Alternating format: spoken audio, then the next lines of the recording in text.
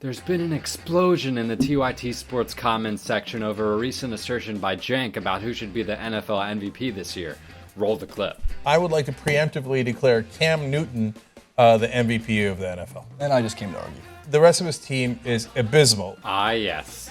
Cameron Newton. It's true that he has the team on his back, and yes, Cenk, I will give you the argument that he has no one around him except for Greg Olsen, who scored 3 touchdowns in the last 4 games with at least 50 yards each game. But yes, Cenk, you are right. There is literally no one else on the team. The running back is 28 years old and has 4.0 yards a carry. Kelvin Benjamin is out. Ted Ginn Jr. has caught 30 out of 66 passes this year. Jericho Cotchery is older than my grandma's doormat. And the rookie Devin Funchess has only 266 career yards, although he had a really nice game last week, racking up 64 yards with 1 touchdown. In fact, the receivers actually showed up last week to beat the Redskins, combining for 21 catches, 246 yards, and 5 touchdowns. So maybe things are looking up. Where Cam Newton gets burned a lot is his passing ability. He has a 56.9 completion percentage and is ranked 20 out of 31 according to ESPN QBR. But people say Cam Newton has to be judged differently because he's more like a dual threat college quarterback, aka a mediocre passer and a decent runner. What Tim Tebow could only dream of being.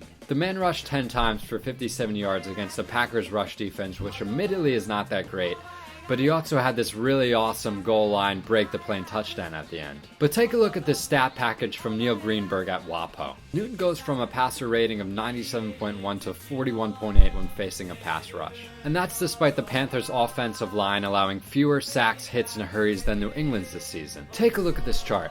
The Panthers' line is okay, but New England's line doesn't even exist. Newton's running admittedly does make things easier for the offensive line, but Newton's ability to run with the football has been worth only 6.5 more expected points over Brady this season, which divided by 6 games equates to roughly 1 point a game. So when comparing Newton to Brady, Newton's ability to run really doesn't give him that much advantage over Tom Brady in terms of scoring. But of course, J-Rubes, I hope he doesn't take offense to that nickname, wasn't going to let Cenk off the hook that easily, which is why he brought along his antithesis. I don't really know how to say that word either, so that makes 2 of us. And a real cockfight in the comments ensued. Roll the clip. Every single time you play the Patriots, Tom Brady's going to step back.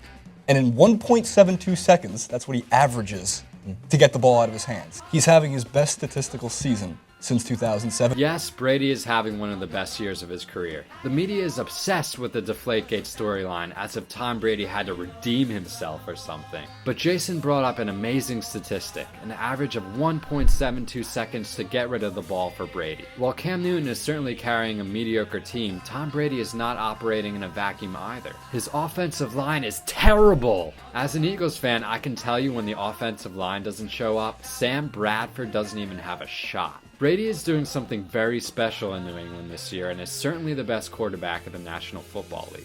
And as Jason said, with the award having such arbitrary guidelines and usually going to a quarterback, I'd be very surprised if Brady does not get it this year. But that said, my man Carson Palmer should definitely be in the mix. He's leading the league in QBR, has an 110 passer rating, and is having a hell of a comeback season. I'd argue the Cardinals would be just as bad without him as the Panthers would be without Newton. Oh wait, that did happen last year. The Cardinals were 6-0 with Newton, then he got hurt, and they were 5-5 for the rest of the year, and they lost really badly in the wild card round of the playoffs. So if you do get voter fatigue this year and don't want to be patriotic and vote for Brady, then vote for Palmer because he certainly deserves it. Thank you and please subscribe.